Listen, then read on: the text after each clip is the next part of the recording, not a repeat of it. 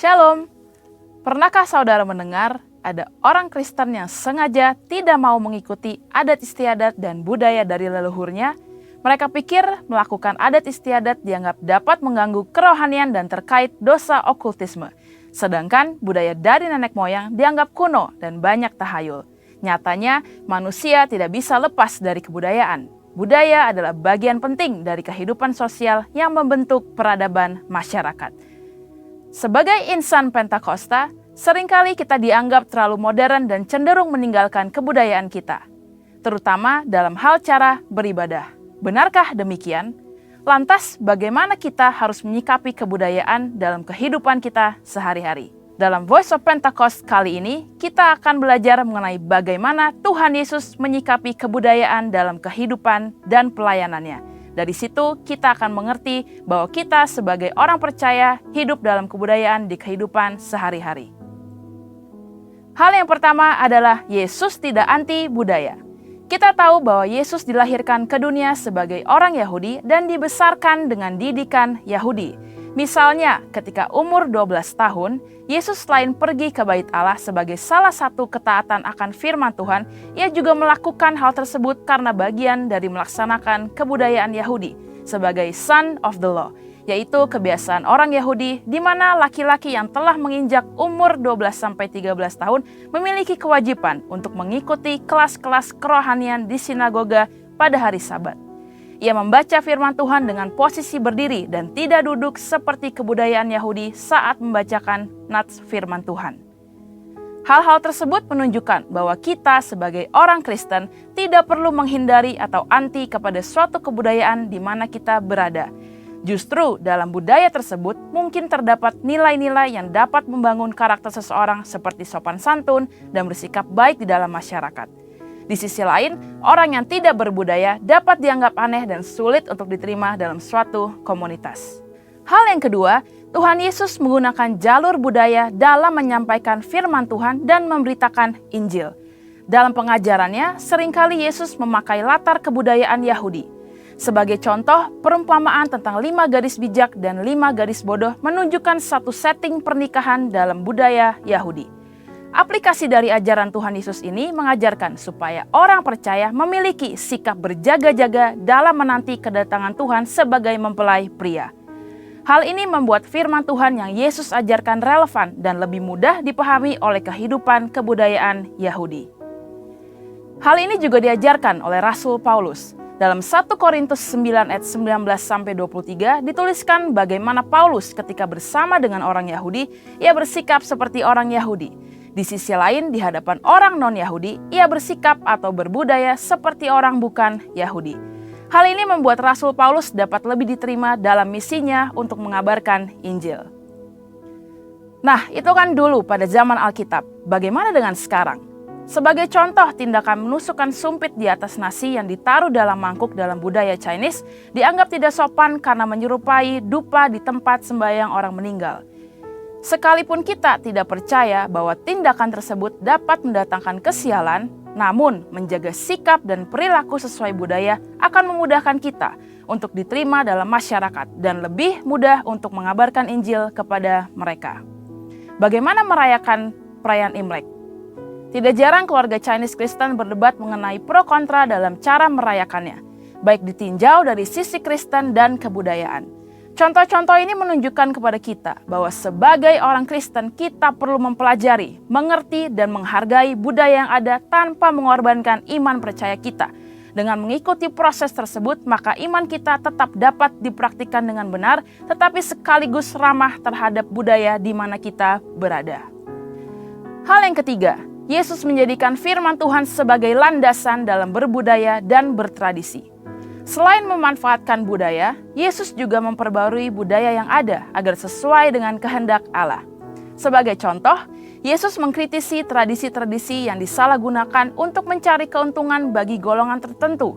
Misalnya, sistem penukaran uang di Bait Allah dan konsep adat istiadat tentang persembahan kepada Allah yang mengabaikan sikap hormat kepada orang tua. Yesus menegur orang Farisi dan ahli Taurat yang mengajarkan adat istiadat buatan manusia namun mengabaikan perintah Allah. Yesus menekankan bahwa motivasi dalam menjalankan suatu tradisi haruslah untuk memuliakan Tuhan, bukan untuk kepentingan pribadi atau golongan. Hal ini sesuai dengan yang Yesus sampaikan bahwa Dia tidak datang untuk meniadakan hukum Taurat atau suatu budaya, tetapi Yesus ingin supaya budaya ada dalam posisi yang tepat, yaitu di atas dasar kasih kepada Allah dan kasih kepada manusia. Saudara, sebagai insan Pentakosta, kita tidak anti budaya. Kita justru dipanggil menjadi agen pembaharu budaya. Untuk penjelasan lebih lengkap dari tim teologi kami, silakan buka link yang ada di atas atau scan QR Code yang tersedia. Tuhan Yesus memberkati.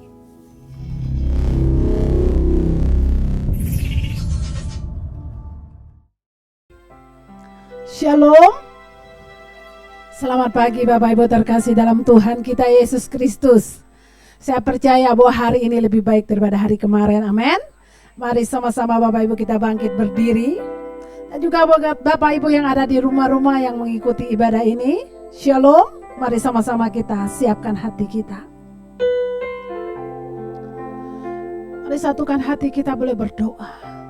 Bapa yang baik, kami bersyukur buat pagi ini. Hari ini ada oleh karena kemurahan-Mu Tuhan. Kami boleh ada di tempat ini bersama-sama Tuhan.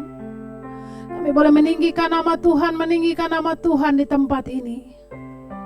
Roh Kudus, Engkau hadir di tempat ini, Engkau menjamah setiap kami. Engkau memulihkan, Engkau menguatkan, Engkau menyembuhkan setiap kami. Kami bawa korban syukur kami yang terbaik bagi-Mu Tuhan. Segenap hidup kami Tuhan, seluruh hidup kami mau menyembah Raja di atas segala Raja.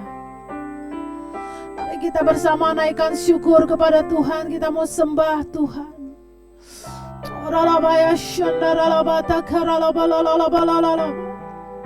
Terima kasih Yesus Tuhan, kami bersyukur, haleluya. Terima kasih Bapa, terima kasih Tuhan, Engkau baik Yesus.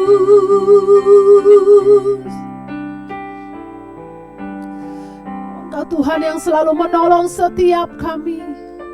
Engkau Tuhan Bapa yang tidak pernah meninggalkan kami Tuhan.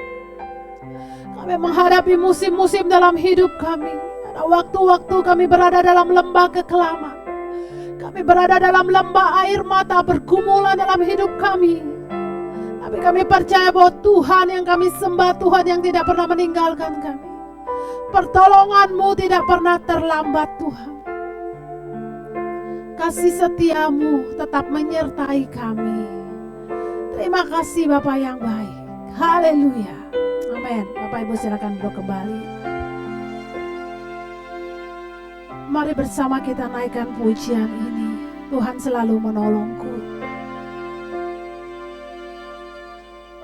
Musim akan selalu berganti, kasih Tuhan tetap abadi,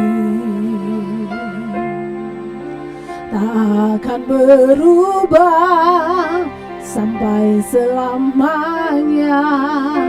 Ku tetap percaya, ku yakin Tuhan memberkati, ku yakin Tuhan melindungi.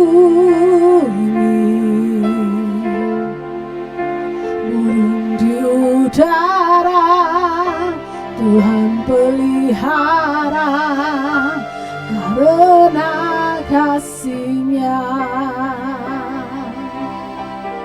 Tuhan selalu menolongku, selalu menjagaku. Sehelai di rambutku tak akan terjatuh tanpa seizin-Mu. Tuhan selalu menolongku, selalu menjagaku.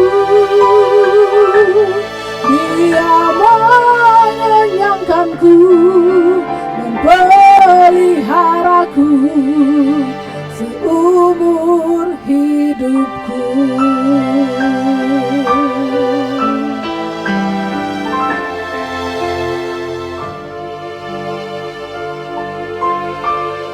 Musim akan selalu berganti, kasih Tuhan tetap abadi,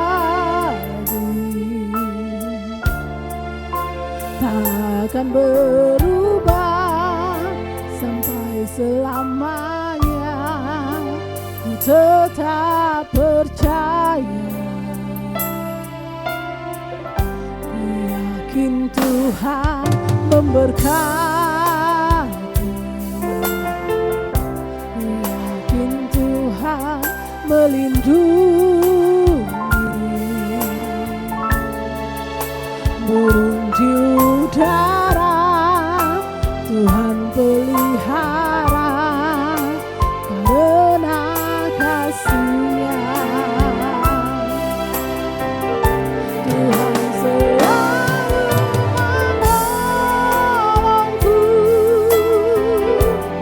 selalu menjagaku.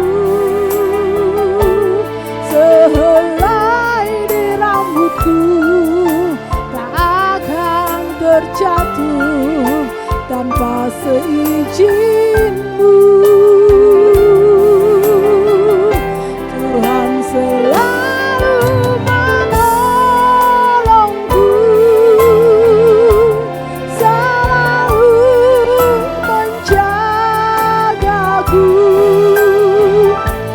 Dia mengenyangkanku, memeliharaku. Tuhan selalu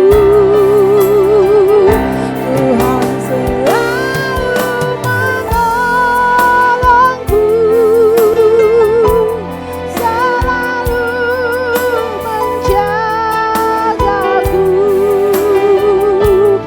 Sehelai di rambutku tak akan terjatuh tanpa seizin-Mu.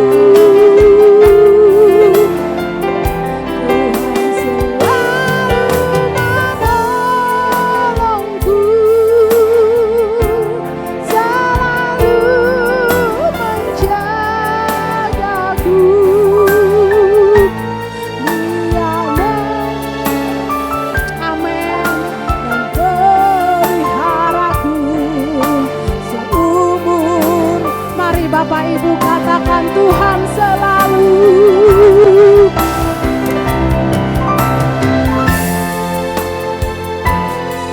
menjagaku. Sehelai di rambutku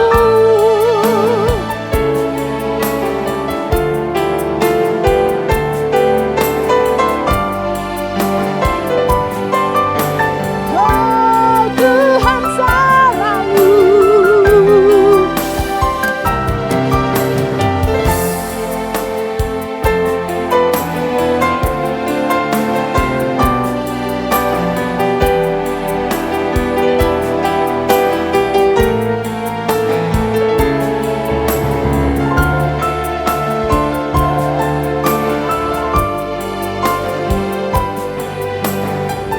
mengenyangkanku,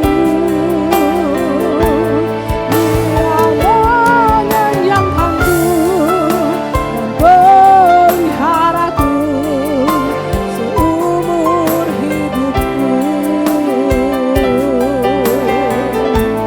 Dia mengenyangkanku, memeliharaku seumur hidupku. Mari sembah Raja. Oh, Tuhan selalu menolongku, menjagaku, penyertaan-Mu sempurna. Haleluya, kami bersyukur. Terima kasih Yesus Tuhan. Oralabaya shalalabata galalabalalabalalabalalabalalabalalabalalabalala. Inaralabaya shanarabata galalabalalabalalabalalabalalabalala. Oh, Jesus. Haleluya, haleluya. Engkau Bapa yang baik, penyertaan-Mu, pertolongan-Mu selalu ada dalam hidup kami, Tuhan. Terima kasih Bapa yang baik. Terima kasih Tuhan. Penyertaan-Mu sempurna, rancangan-Mu penuh damai, aman dan sejahtera walau di tengah badai.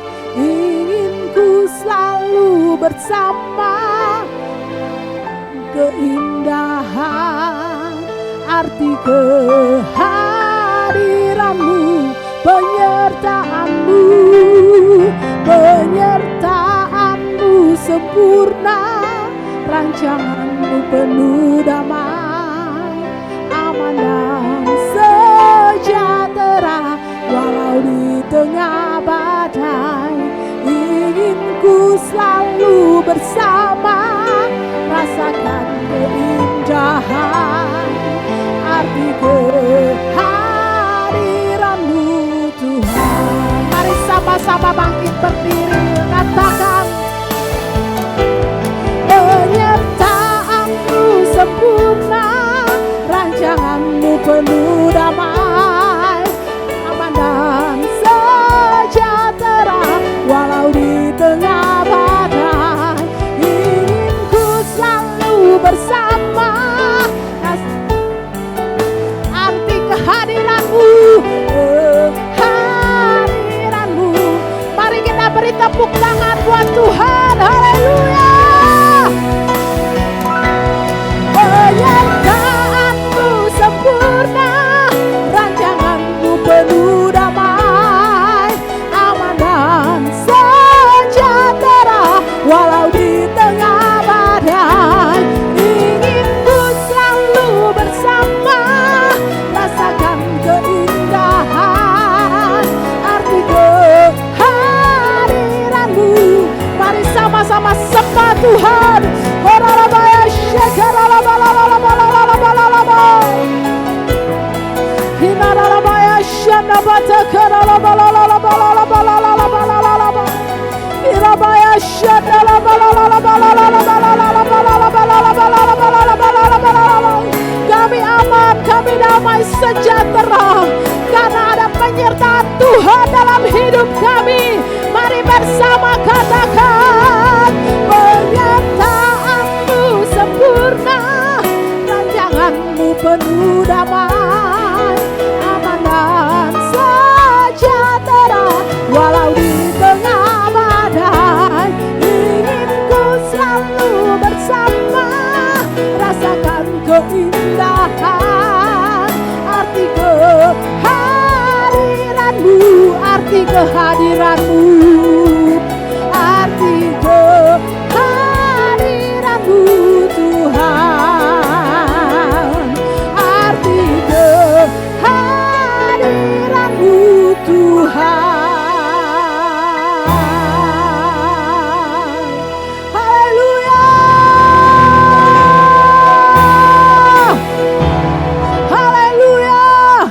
Kami percaya Tuhan, kami aman, damai, sejahtera Tuhan. Saat Engkau hadir dalam hidup kami, saat Engkau menyertai setiap langkah kami Tuhan. Kami ada hari ini oleh karena kemurahan-Mu. Kami ada hari ini oleh karena kasih setiamu yang tidak pernah berubah dulu, sekarang, sampai selama-lamanya. Kami bersyukur kepadamu. Engkau Tuhan kami yang dahsyat. Engkau Allah kami yang dahsyat. Engkau Allah kami yang hidup. Engkau Tuhan kami, Raja kami yang bertata atas pujian kami. Kami percaya Bapa, pagi hari ini, siang hari ini, ada kuasa-Mu dinyatakan di tempat ini. Dan kami terima kuasa-Mu. Haleluya. Beri sorak-sorai buat Tuhan kita yang dahsyat. Haleluya, Tuhan kita dahsyat. Amin. Seberapa banyak yang bangga punya Tuhan yang dahsyat. Amin. Allahku dahsyat. Amin. Kita percaya bahwa hari-hari ini nama Tuhan ditinggikan. Dari timur, barat, utara, selatan, terdengar pujian bagi Tuhan.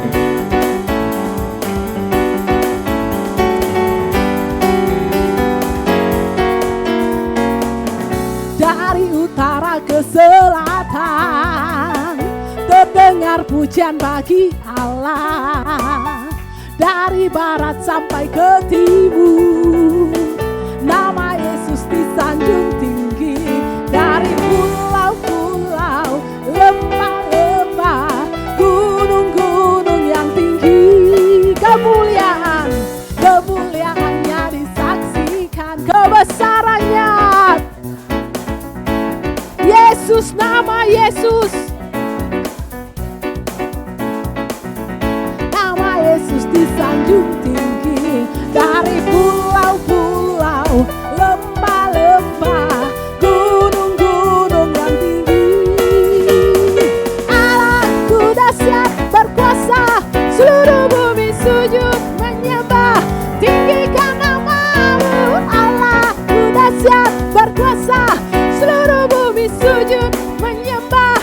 Tinggikan nama-Mu.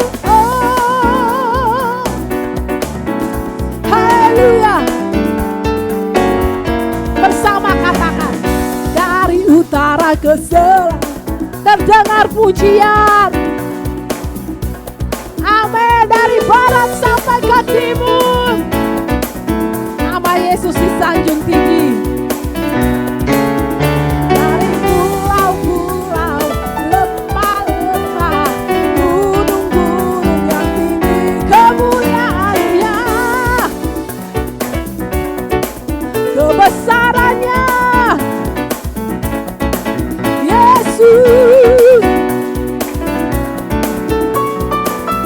nama Yesus disanjung tinggi. Dari pulau-pulau, lembah-lembah, gunung-gunung yang tinggi. Allahku, Allahku dahsyat berkuasa, seluruh bumi sujud menyembah. Tinggikan nama-Mu. Allahku dahsyat berkuasa, seluruh bumi sujud menyembah. Tinggikan nama-Mu.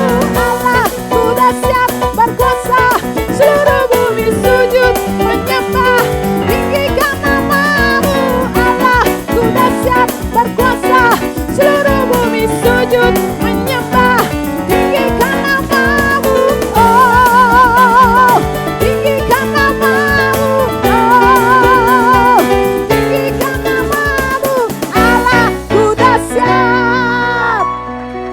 Haleluya. Bapak Ibu boleh lihat teman yang ada di sebelahmu, katakan Allahku dahsyat. Allahku dahsyat. Amin. Haleluya. Bapak Ibu pagi hari ini, adakah yang baru pertama kali hadir? Boleh lambaikan tangannya. Yang baru pertama kali hadir. Haleluya. Bapak Ibu silakan duduk kembali. Kita bersyukur Tuhan Yesus baik, Dia dahsyat. Amin. Mari bersama-sama kita mau siapkan hati kita untuk firman Tuhan.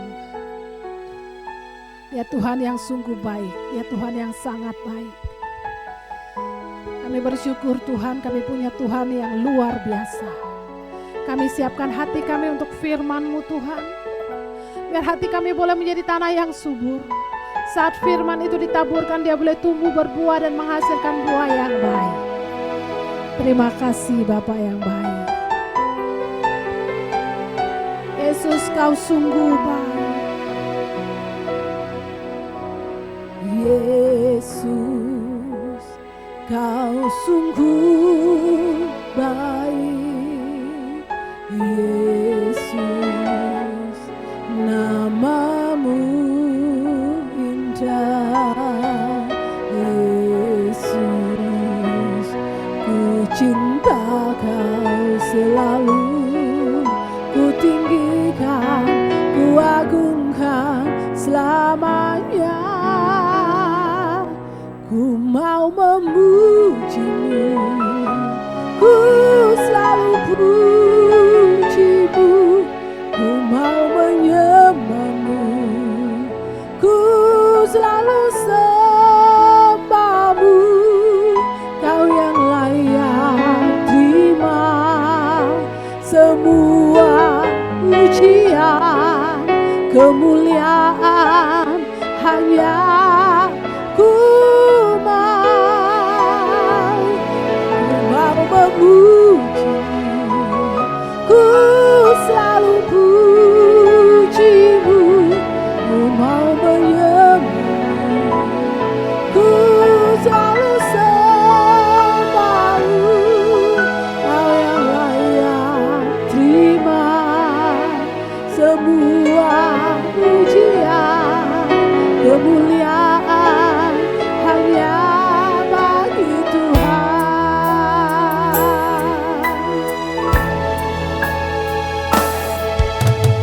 Yesus, Kau sungguh. Mari Bapak Ibu yang ada di rumah-rumah naikkan pujian ini. Yesus,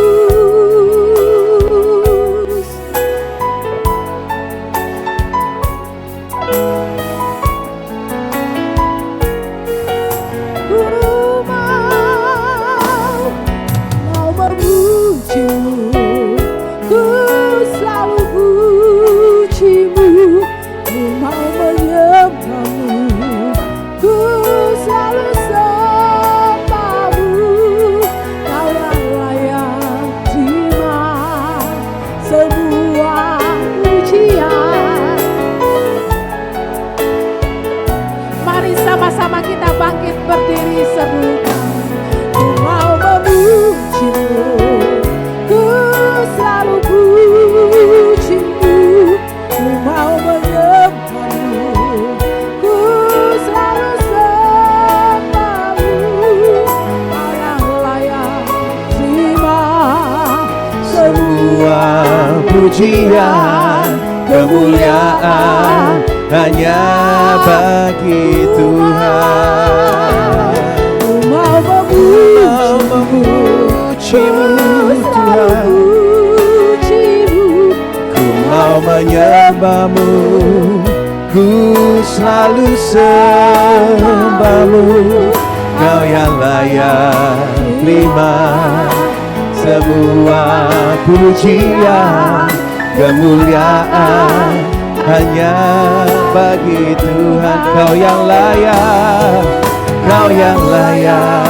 terima semua pujian, kemuliaan hanya bagi Tuhan. Sekali lagi katakan, hanya Kau yang layak ya Tuhan. Kau yang layak terima semua pujian, kemuliaan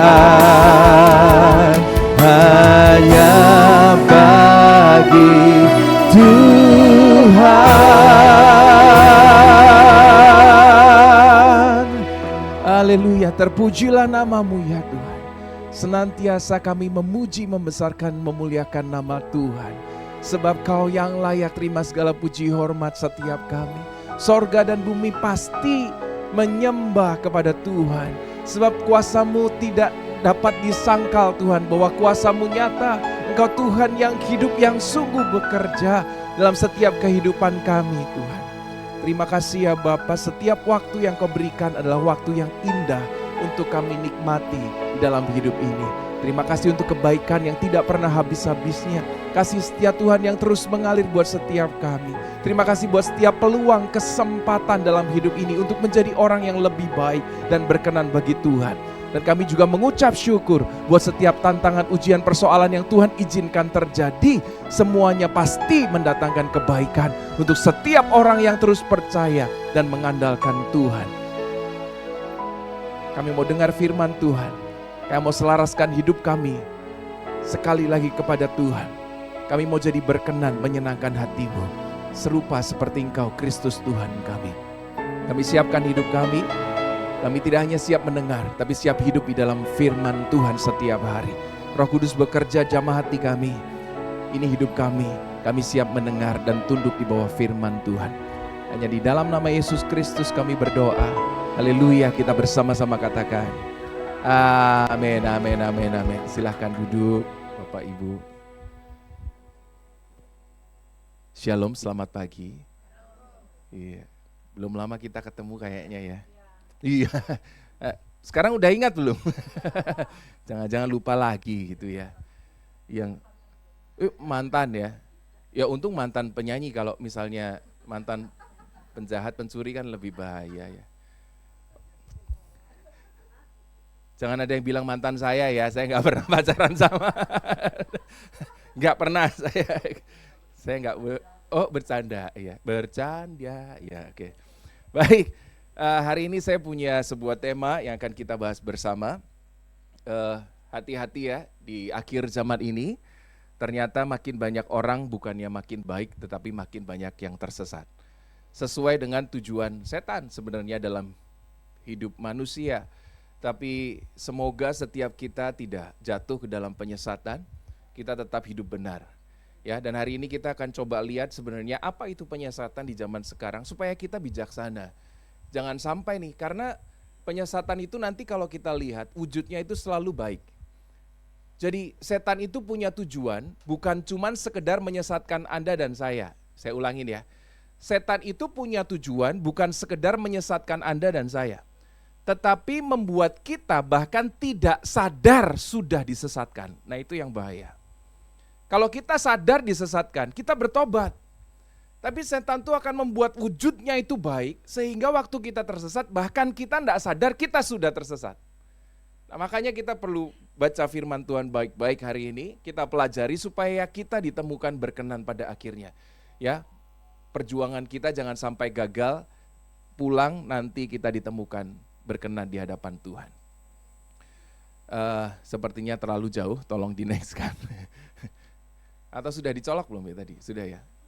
Coba. Diulangin kalau boleh. Di next kan aja kita baca ayatnya bersama-sama. Matius 18 ayat 7 ya. Kita baca bersama-sama 1, 2, 3. Celakalah dunia dengan segala penyesatannya. Memang penyesatan harus ada, tetapi celakalah orang yang mengadakannya. Dunia ini celaka dengan segala penyesatannya.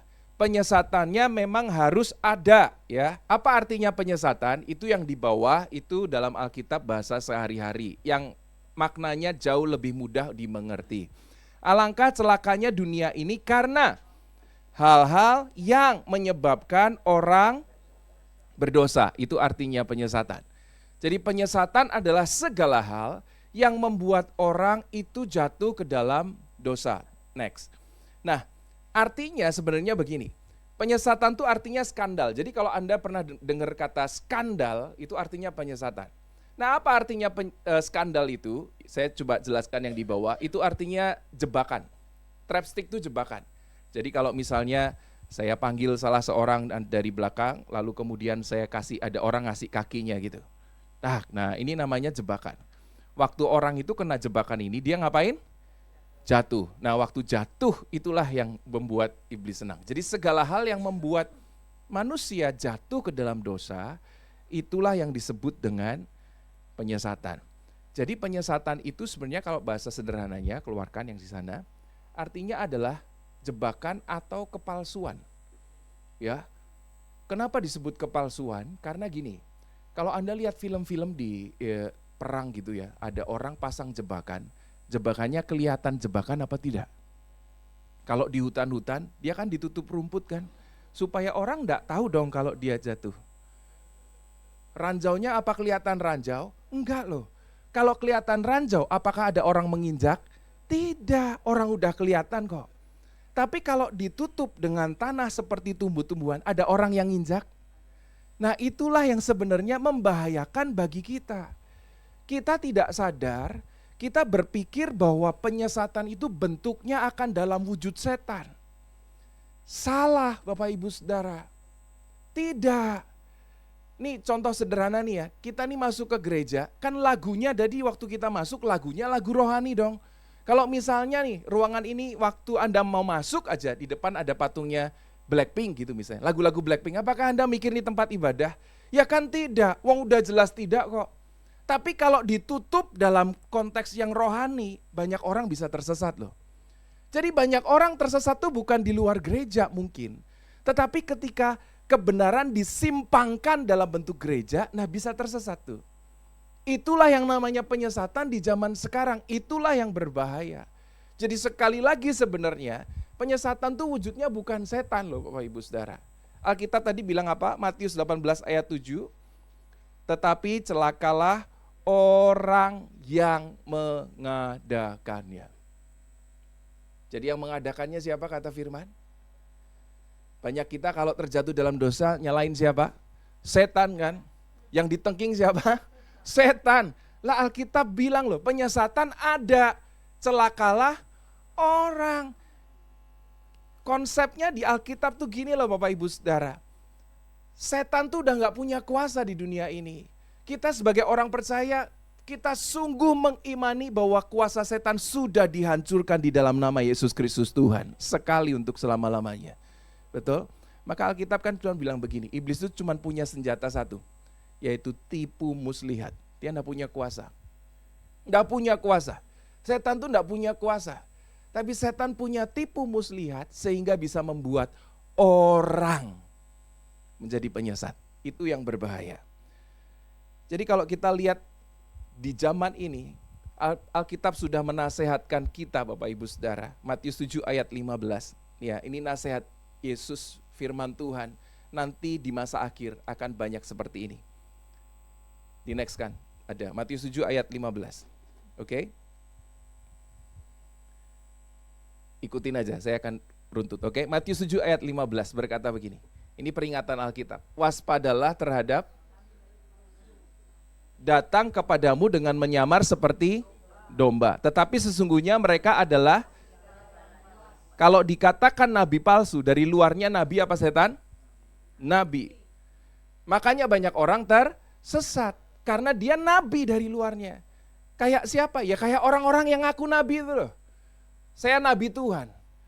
Saya dengar suara dari Tuhan, tapi isinya menyesatkan. Dari luarnya kayak nabi jelas. Dia menyamar seperti domba. Jadi sesungguhnya dia serigala. Dia serigala nyamarnya jadi domba. Dari luarnya kelihatannya domba bukan serigala. Makanya banyak orang jatuh ke dalam dosa.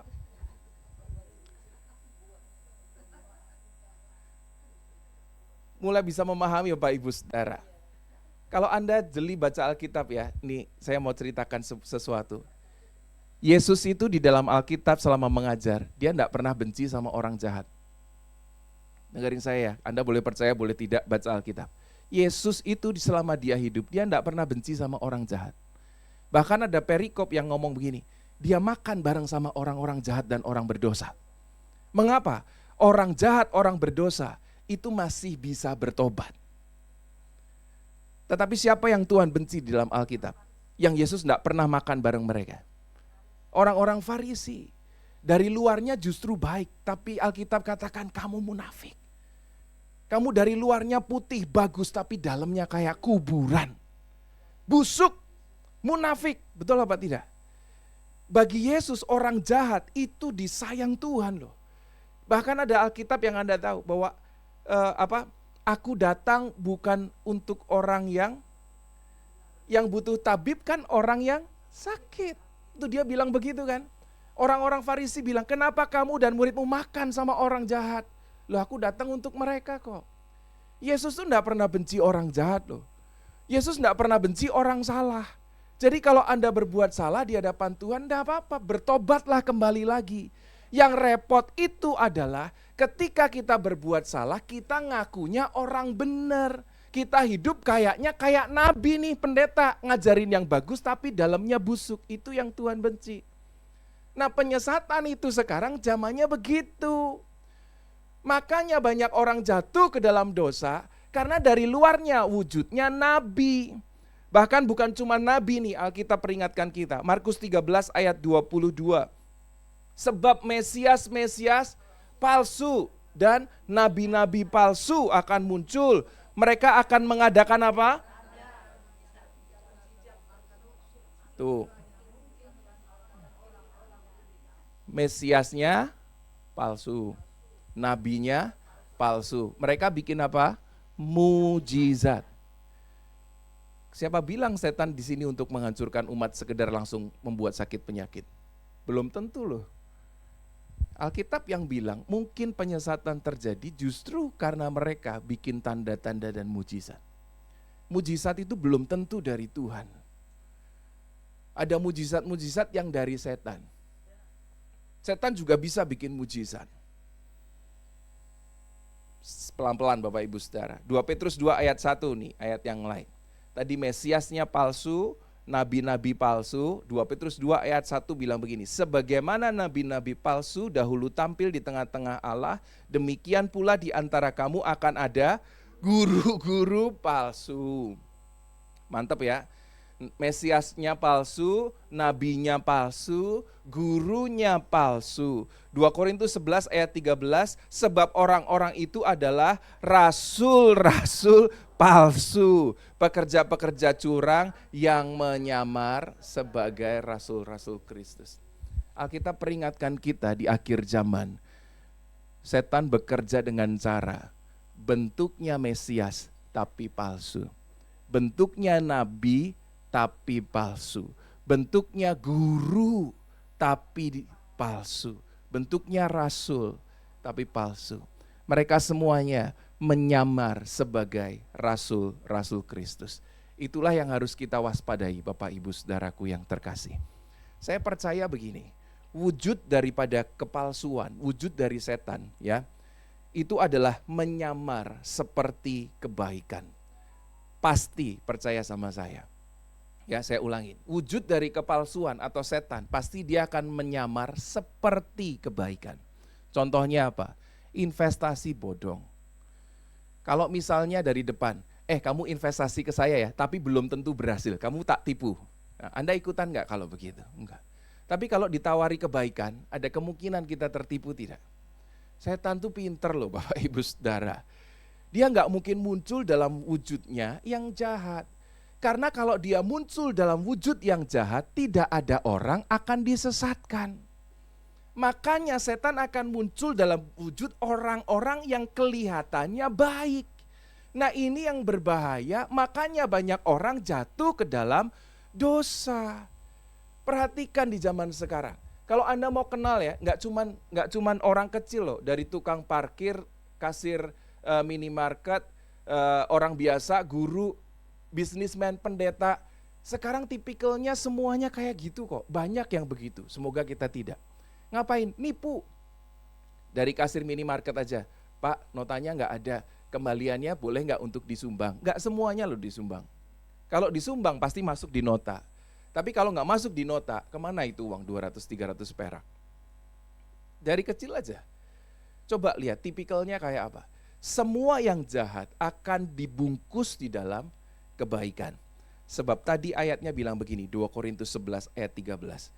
Ya, sebab orang-orang itu adalah rasul-rasul palsu, pekerja-pekerja curang yang menyamar sebagai rasul-rasul Kristus. Hal itu tidak usah mengherankan sebab iblis pun menyamar sebagai malaikat terang. Dengar penjelasan saya dulu Bapak Ibu Saudaraku. Kalau setan muncul dalam wujudnya bukan malaikat terang, dia muncul dalam wujud setan. Tidak ada orang akan jatuh dalam dosa, percaya sama saya.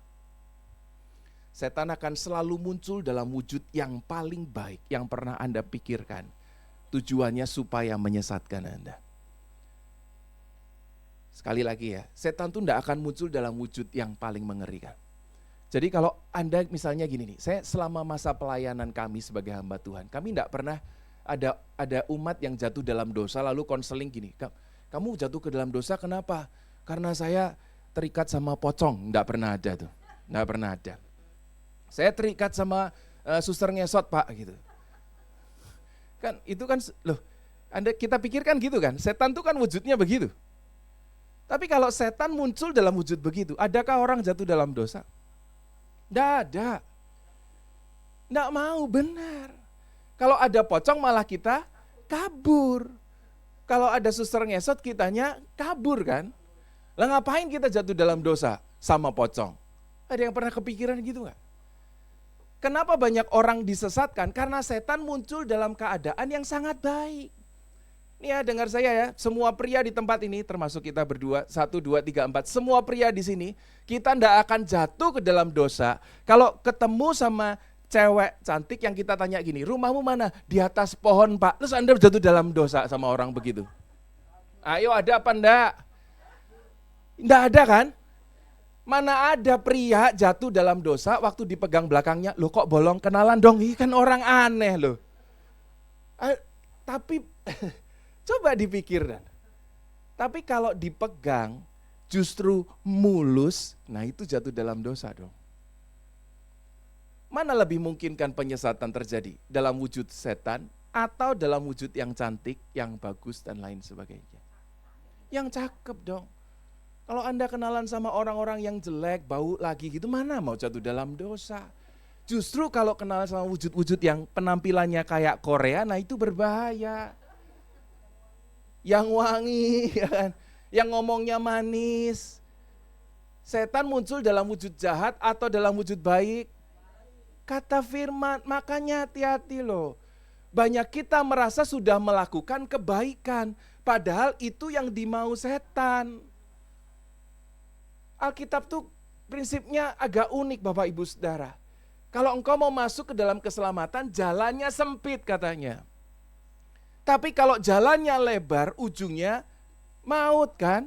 Lah sekarang pilih mana dalam hidup ini? Kita sudah terlalu percaya bahwa Yesus Kristus Tuhan akan selalu memberi kemudahan dalam hidup kita. Masalahnya kita begitu. Jadi ketika kita menemukan kesusahan, kadang kita justru berkata lagi nih, ini setan nih, yang susah nih setan, si susah nih setan. Padahal setan akan selalu muncul dalam wujud yang sangat baik. Dia akan membuat tanda-tanda mujizat, akan memberikan kemudahan bagi Anda dan saya. Tapi ingat, semua tanda mujizat tidak selalu daripada Tuhan. Itu adalah bentuk setan yang paling manis Bapak Ibu Saudara. Kita tidak mungkin, saya seumur hidup tidak pernah punya godaan sama kuntilanak, tidak akan pernah. Saya tidak punya kelainan sampai ke sana. Yang kalau saya tanya, Nik kamu mau makan apa? Hihihihi, alah kayak gini kok dideketin. Bodoh banget saya pikir orang begitu. Tapi kalau tiba-tiba ada yang deket sama saya, yang saya tanya, kamu mau makan apa? Kamu sendiri mau makan apa kok? Itu yang bahaya di situ loh. Bisa mengerti enggak maksudnya ya? Setan itu akan muncul dalam wujud yang paling baik yang Anda pernah pikirkan. Hati-hati di sana. Makanya banyak orang, maaf kok dibilang, kok ya bodoh banget gitu loh, kok jatuh dalam dosa. Bukan gitu, masalahnya setan munculnya dalam wujud yang paling baik. Kita kadang tidak mengerti kalau kita tidak bijaksana. Kita pikir kita sudah melakukan kebaikan, padahal itu kita disesatkan. Coba lihat deh cara-cara setan ya, hari-hari ini ya, hati-hati. Ya, saya punya beberapa contoh, ada beberapa tulisan di sana di next, ya. Satu-satu, oke. Kepalsuan itu hal yang salah tapi dibuat legal sama setan. Ini contoh sederhananya. Overweight itu salah apa tidak? Salah. Kegemukan sehat apa tidak? Sekarang kalau anak-anak kecil pipinya tembem dibilangnya bukan gemuk, dibilangnya gemoy. Kalau dibilang gemoy jadi lucu kan? Padahal kalau dibilang gemuk salah loh. Tuh loh cara setan serem ya. Hal yang salah dibuat jadi benar. Jadi seolah-olah kita enggak apa-apa. Terus ada iklan gini, biar gemuk yang penting sehat. Mana ada coba, yang udah 40 plus tahu rasanya gemuk dan sehat apakah ada? Enggak ada loh. Tapi kenapa kita bisa disesatkan? Karena dibuat jadi baik. Tempat mabok, kacau, berantem, sekarang dibilangnya adalah tempat untuk dugem, tempat untuk gembira. Kalau dibilang tempat mabok, enggak ada orang diizinkan pergi ke sana. Tapi kalau dibilang saya mau cari kegembiraan, bahagia, cuman ngumpul, boleh apa tidak? Itu setan tuh caranya begitu. Next. Perzinahan disebutnya sebagai adultainment, hiburan. Ini fakta, tapi kita harus tahu. Ini kalau di dunia bisnis, pekerjaan atau apapun, kalau ada sesuatu yang didaftarkan atas nama pornografi pasti ditolak. Tidak boleh. Ya. Loh ini kan pornografi di-ban sama pemerintah, diblokir sama pemerintah, tidak boleh. Tapi kalau disebut sebagai adultainment, hiburan untuk orang dewasa, boleh loh. Aneh banget kan? Loh iya loh, aneh banget kan? Sekarang itu ya, kalau dibilang judi, enggak boleh. Tapi kalau dibilang permainan, game, boleh loh. Serem banget enggak dunia ini? Itu loh cara-cara setan. Hal yang salah dibuat jadi baik, seolah-olah kalau kita melakukannya tidak apa-apa. Makanya banyak orang disesatkan karena dia sendiri enggak rasa salah. Karena semua yang jelek dibikin jadi bagus. Ayo kita sadar, coba toel dulu kiri kanannya, hati-hati bangun nih. Setan muncul dalam sesuatu yang bentuknya baik, seolah-olah tidak bersalah, jangan disesatkan. Ya, pemburit itu dikatakan orang yang laki-laki dengan laki-laki dan lain sebagainya, itu tidak mendapat bagian di dalam kerajaan Allah. Jelas Alkitab bilang begitu. Tapi sekarang dibilang begini, non-biner lah, transgender. Non-biner itu orang yang belum menentukan saya gendernya apa. Lah kok bisa begitu? Nah sekarang kan di Amerika lagi ngetren kan beginian. Hati-hati katanya di Indonesia sudah ada loh. Dari sekolah anak udah ada yang ada toiletnya non-biner. Jadi anak-anak boleh milih nih, mau pria, wanita, atau di tengah-tengahnya ada toilet non-biner. Jadi anak-anak boleh menentukan sendiri nasibnya katanya. Hati-hati Anda, anak-anak Anda disesatkan dengan cara yang begitu. Lah anak-anak kok disuruh milih gender. Lah anak-anak aja, emang dia udah bisa milih anak-anaknya. Anak-anak itu kan tugas kita mendidik. Anak saya aja belum tahu dia punya kemampuan apa. Kemarin belum lama main di McD, tiba-tiba nangis dia keluar, berdarah bibirnya. Saya pikir dibandelin sama anak yang lainnya. Kamu kenapa? Saya tanya susnya, dinakalin ya? Enggak Pak. Lalu ngapain anak saya? Koprol Pak. Iya ampun anakku. Saya tanya, kamu kenapa coba salto? Mau sirkus Dad? Dia aja enggak tahu kekuatannya apa. Dia aja enggak tahu bisa salto apa enggak. Mau salto, bonyok dia. Suruh milih gendernya pria wanita apa non-biner. Ini orang aneh-aneh aja. Tapi kalau dibikin gini, seolah-olah jadi legal, itu loh yang bahaya. Next nih. Ya, pemujaan berhala. Pemujaan berhala itu artinya kita terikat kepada sesuatu selain Tuhan. Kalau hal itu kita bilang berdosa. Tapi kalau dibilang jadi klub, contoh, klub catur boleh enggak? Klub mancing boleh enggak? Mancingnya hari Minggu pula kan setelah ibadah. Klub golf boleh apa tidak? Kalau dibikin pemujaan berhala kita salah. Tapi kalau dibikin klub, coba dipikirkan. Next. Ya ada beberapa. Nih, yang paling sering. Yang namanya serakah, Alkitab bilang itu berdosa. Tapi banyak orang hari-hari ini melakukan hal yang curang dengan alasan begini. Kan saya butuh uang banyak Pak. Saya butuh loh, pelayanan tuh butuh uang loh. Gila gak? Omongannya baik banget. Anak saya 2 Pak, di rumah 3. Kalau saya gak kerja begini, saya gak dapat uang. Udahlah serakah, bilang aja serakah, lu masuk neraka. Tapi itu terjadi. Pada akhirnya ya Bapak Ibu Saudara, inilah yang banyak orang lakukan. Mereka tersesat tapi tidak sadar. Pada akhirnya mereka ini tidak bertobat. Tetapi sebenarnya mereka hanya melakukannya, menerimanya dengan cara yang baru. Itu cara-cara setan tuh. Mereka tidak bertobat karena mereka tidak rasa salah. Orang Farisi, munafik. Kalau orang tahu jahat, dia akan datang sama Tuhan, dia minta ampun, selesai. Tapi kalau orang tidak merasa bersalah, orang dia melakukan, orang nggak gemuk kok Pak, dia lucu kok, cempluk kok, mana dia akan bertobat? Nah itulah yang disebut di dalam Alkitab sebagai kompromi terhadap dosa. Makanya banyak orang disesatkan hari-hari ini. Ini contoh lain ya, kalau Anda dengar iklan begini, ini penyesatan model sekarang tuh kayak begini. Oke, keluarin aja semuanya, nggak apa-apa. Nah, kejutan BRI, nomor rekening Anda resmi dapat 27 juta, ya kan? Coba kalau dia WhatsApp, dia chat dari pertama, ya. Banyak kan beginian kan? Ada yang pernah ketipu? Sering loh, bilang sering. Oh sering dapat, bener kan? Ini kan kalau ngechat kan mereka begitu kan? Nggak ada kan yang ngechat tiba, saya mau tipu Anda 27 juta, kasih ya. Semua orang nggak mau. Tapi kalau dalam bentuk hadiah, kan aja. Nah, ini kan modelnya begini nih, ini cara-cara setan, perhatikan ya. Setan akan muncul dalam wujud yang paling baik, maksudnya begini. Lagi, ini salah satu yang paling kita sering kena gitu. Diskonnya 75%, tapi maksimal 10.000, kan gitu kan.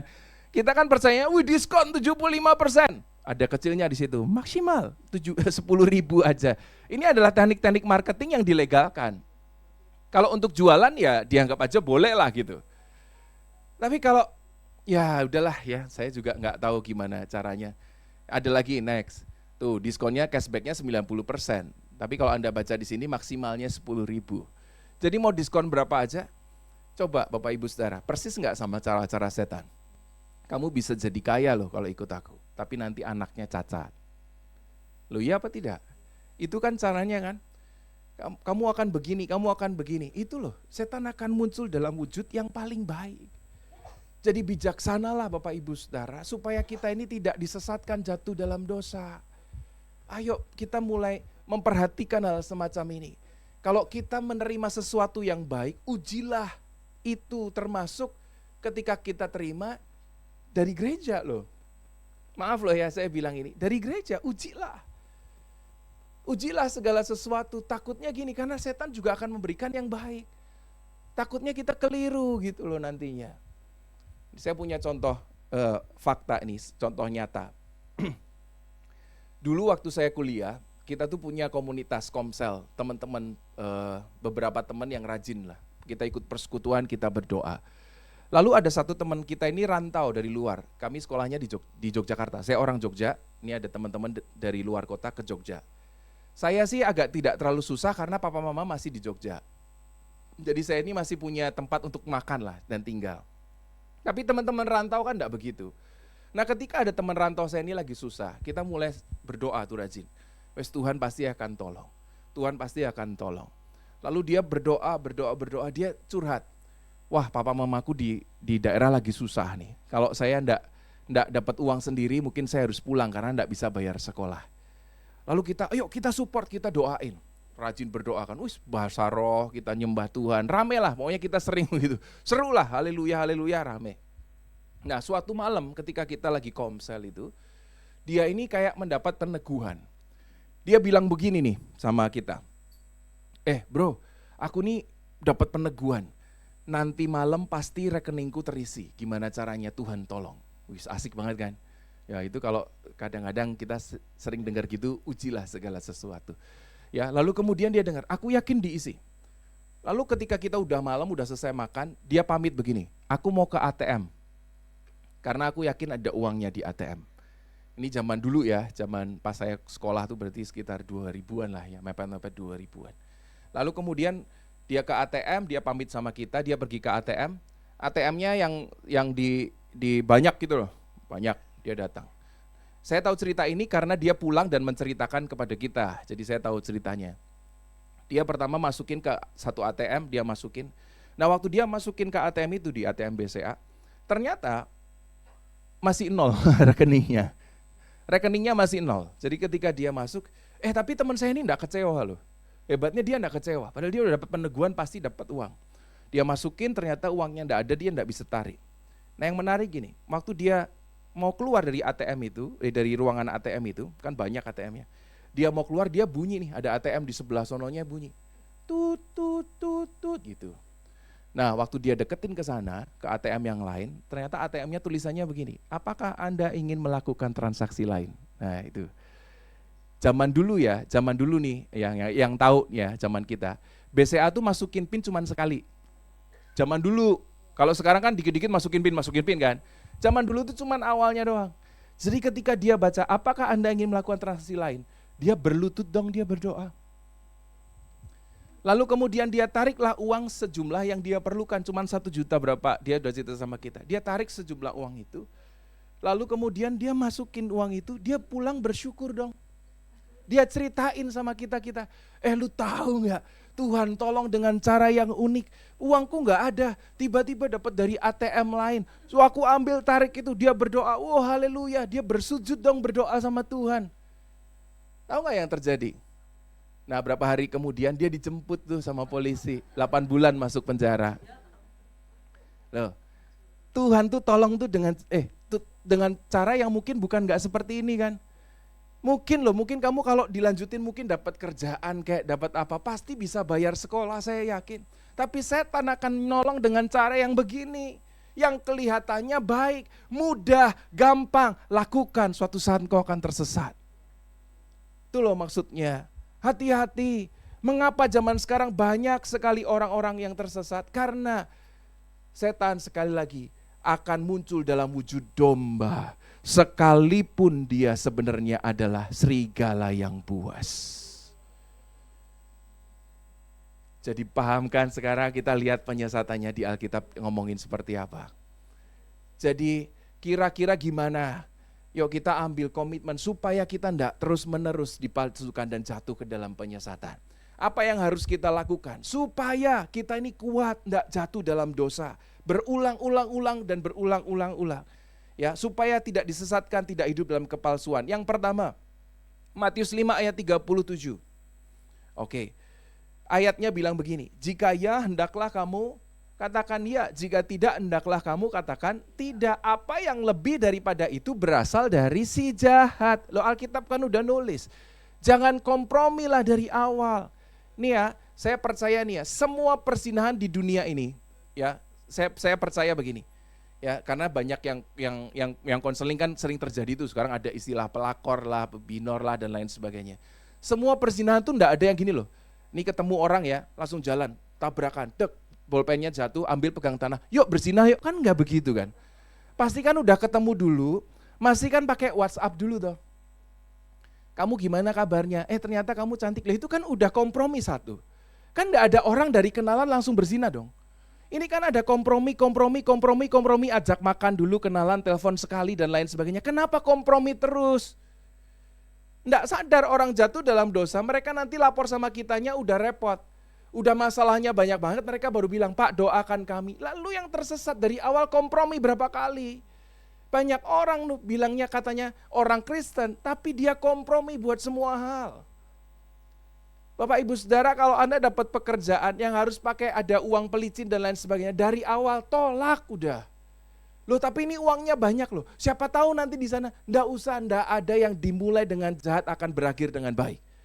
Percaya saya, semua yang dimulai dengan jahat tidak benar pasti akan berakhir dengan buruk. Kelihatannya baik, itu setan tuh. Jangan kompromi dong dari awal. Kalau udah tahu jahat, jangan lakukan dari awal. Kalau udah tahu ini akan menuju kepada kejahatan, jangan lakukan dari awal. Putusin semuanya langsung dari depan. Jangan kompromi, itu maksudnya. Nah yang kedua, supaya kita tidak disesatkan di dalam kepalsuan terus. Alkitab bilang ada harga yang harus kita bayar. Next, sebelumnya. Oke, ada harga yang harus kita bayar. Ya, contoh sederhananya begini. Kalau Anda tahu barang asli sama barang palsu, lebih bagus yang mana? Yakin ya? Tapi kenapa belinya yang KW? Ya, karena murah. Itu mental yang salah tuh. Itu mental yang jelek tuh. Makanya kita terus-menerus kayak begini. Makanya kalau saya tanya nih contoh sederhananya. Pelayanan sama tidak pelayanan bagus mana? Bagus pelayanan toh. Kenapa tidak mau pelayanan sampai hari ini? Toko saya buka Pak. Waktunya susah. Baca firman sama enggak baca firman bagus mana? Tapi kenapa enggak baca firman? Berdoa sama tidak berdoa bagus mana? Bagus berdoa, tetapi kenapa tidak berdoa? Kita yang enggak mau bayar harganya. Waktu kita kayaknya mahal banget, capek Pak, pulang kerja udah malam. Loh bagus mana? Olahraga sama tidak olahraga bagus mana? Olahraga. Kenapa Anda tidak olahraga? Tuh kan.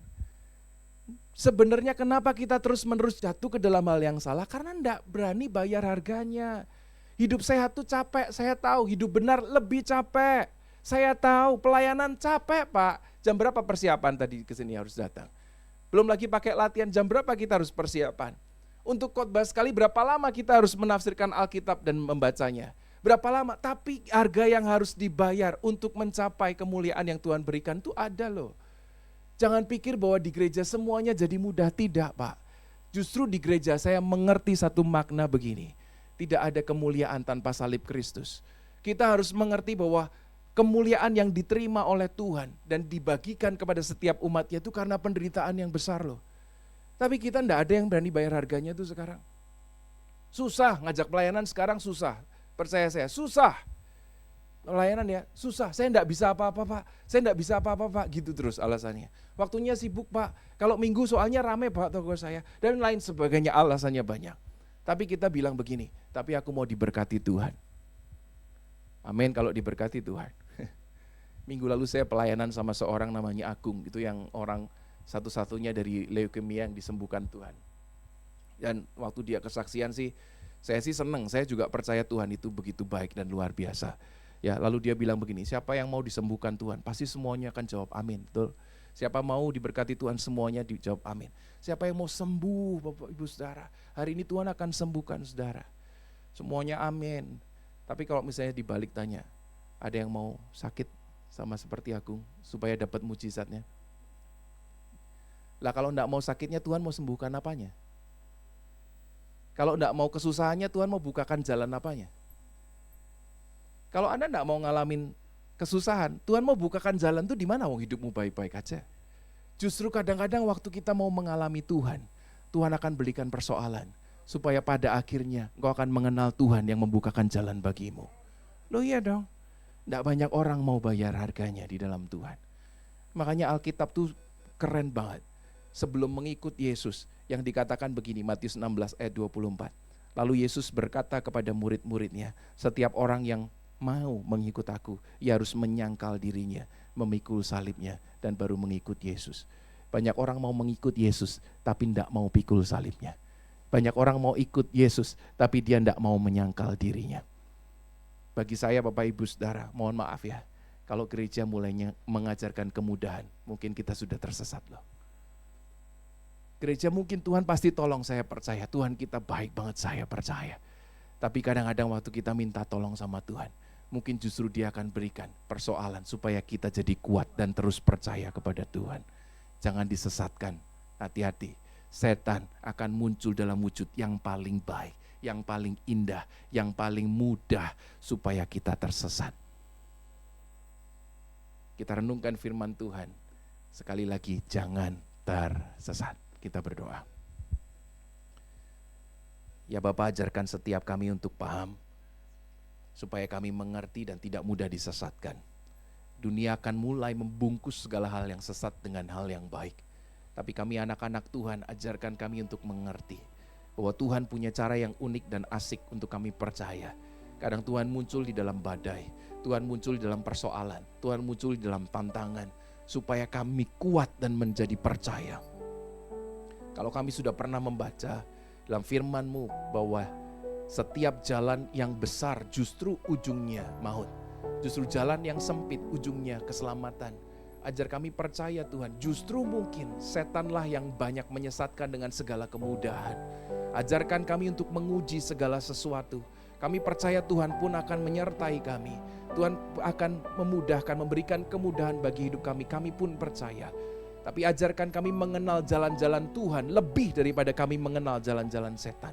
Setan memanjakan kami dengan segala kemudahan supaya seolah-olah mengikut Tuhan tanpa perlu membayar harga, tanpa perlu menyangkal diri, tanpa perlu memikul salib Tuhan. Ajarkan setiap kami mulai hari ini mengerti bahwa jalan yang harus kami tempuh di dalam Kristus adalah mungkin jalan yang mungkin tidak mudah, tapi kami tahu kami disertai Tuhan. Mungkin jalan yang kami lalui bukan jalan yang enteng Tuhan, mungkin jalan yang berbatu-batu dan susah, tapi kami percaya Tuhan yang menggendong kami sehingga kami mampu melalui semuanya. Ajarkan kami mengenal jalan-jalan Tuhan, dekat sama Tuhan, dan kami tidak disesatkan. Pada suatu hari kami pulang, kami bertanggung jawab karena jalan kami tidak menyimpang dari jalan Tuhan. Kami hidup benar, lurus di mata Tuhan. Kami berkata tidak untuk segala hal yang jahat. Kami berkata ya untuk segala jalan Tuhan yang benar.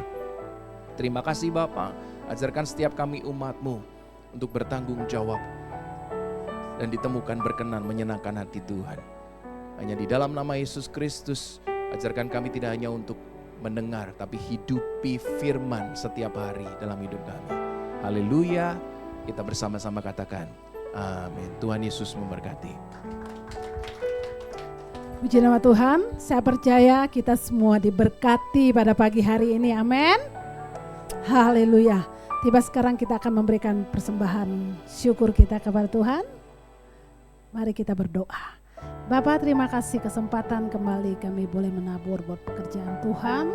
Biar Tuhan memberkati setiap tangan-tangan yang menabur berlipat kali ganda. Haleluya. Amin.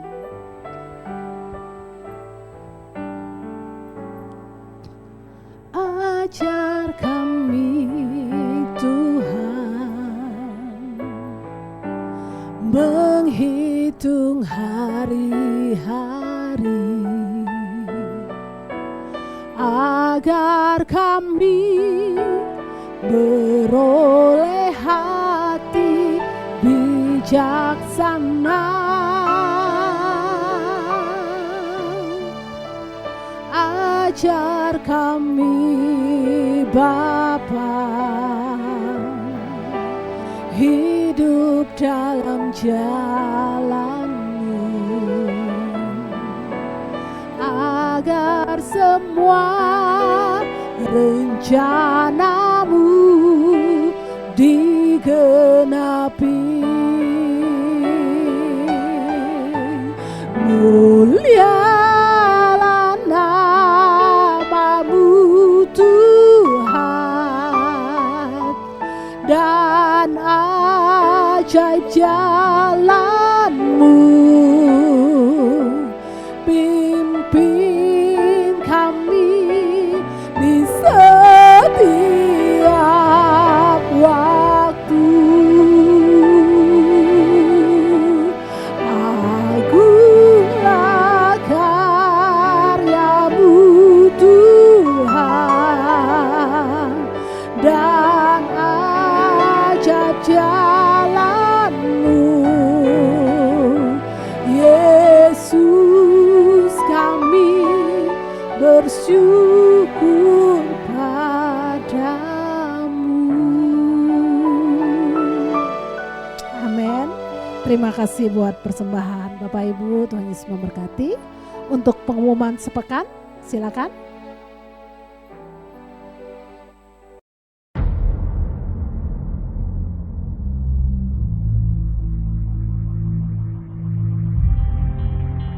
Shalom Bapak Ibu sekalian, saya Pendeta Hari Nugroho selaku Gembala di GBI GNR Alamanda menyambut kehadiran Bapak Ibu sekalian untuk ibadah di tempat ini. Saya menyambut untuk jemaat baru yang memang belum punya ibadah untuk dapat bergabung dengan kami. Untuk diketahui, kami memiliki 2 kali ibadah di hari Minggu, yaitu jam 8 pagi dan jam 10 pagi. Silakan Bapak Ibu sekalian untuk menjadi keluarga besar dari GBI GNR. Tuhan Yesus memberkati kita semua. Shalom.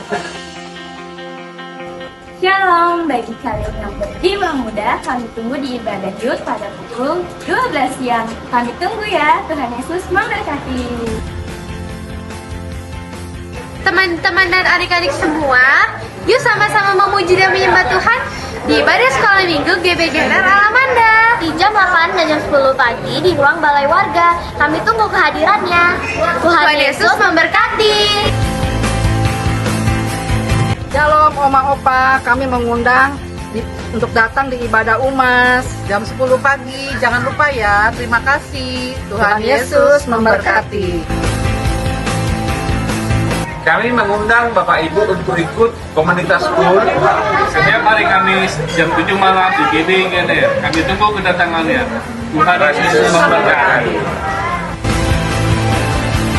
Kami mengundang jemaat terkasih untuk bersama kami di Gereja GBI GNR Alamanda berdoa bersama memuji menyembah Tuhan di dalam doa pagi setiap hari Sabtu jam 6 pagi. Kami tunggu kehadirannya. Tuhan Yesus memberkati.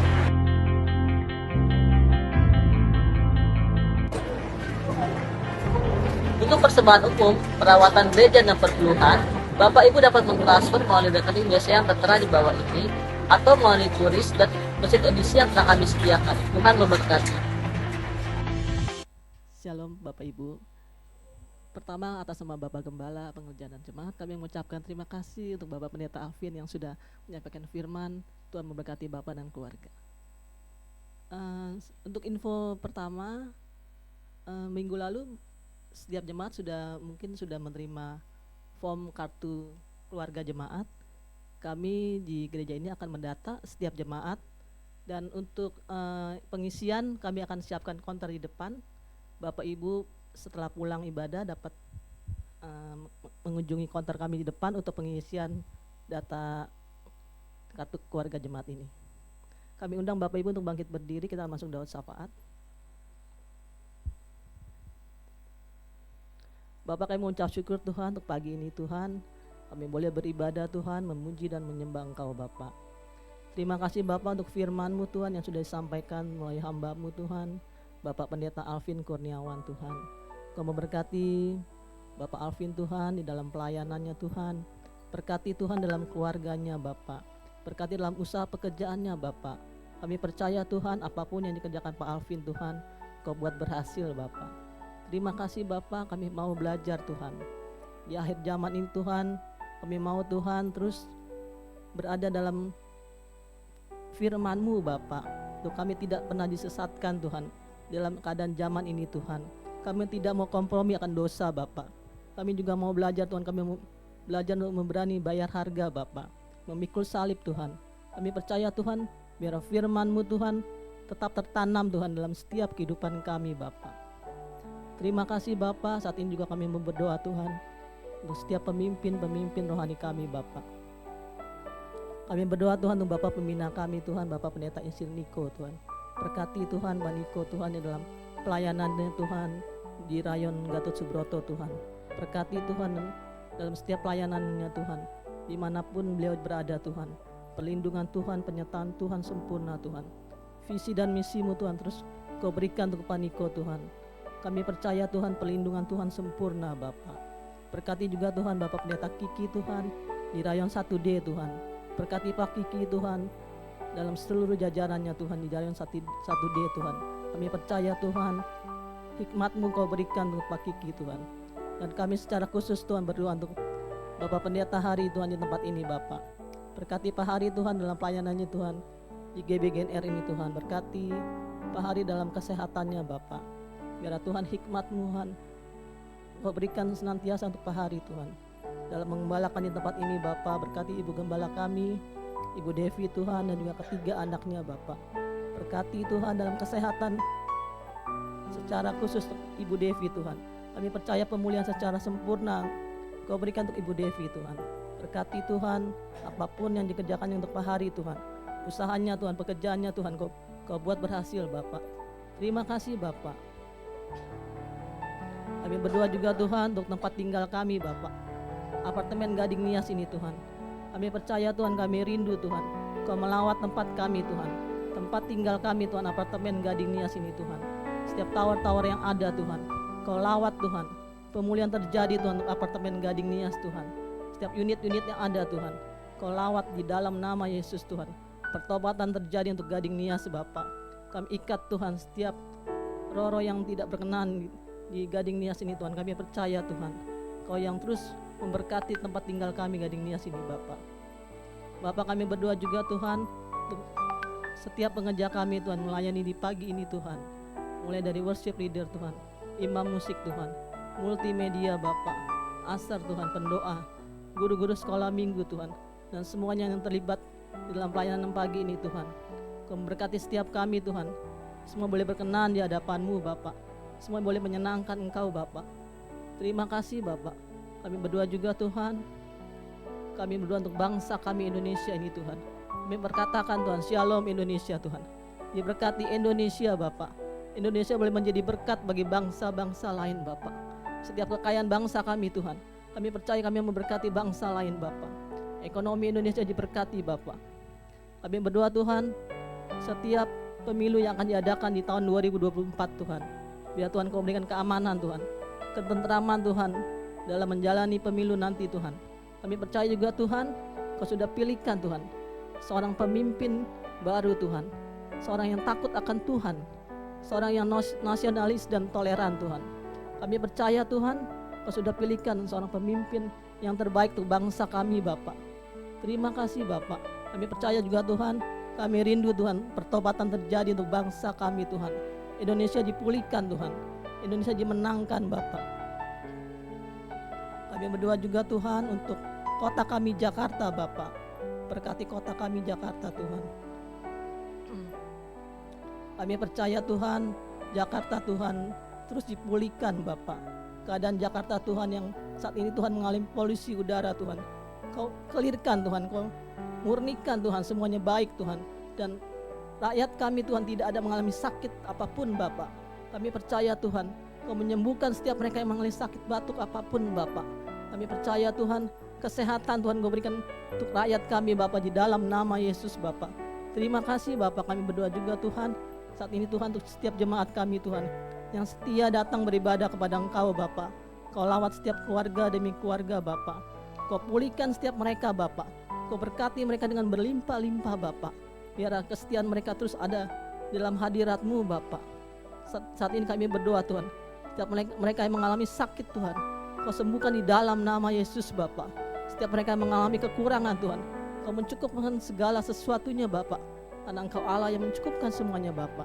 Berkati mereka juga mengalami keterikatan Tuhan, Kau lepaskan di dalam nama Yesus.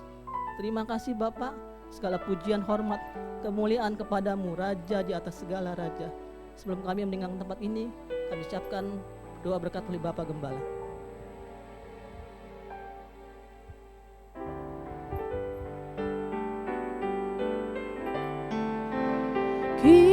Kiranya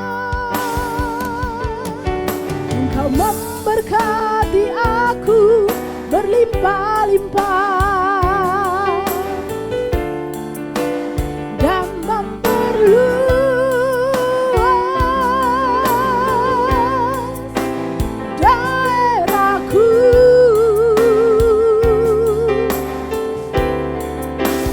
dan kiranya tangan-Mu menyertai aku dan melindungi aku daripada malapetaka, sehingga kesakitan tidak menimpa aku, sehingga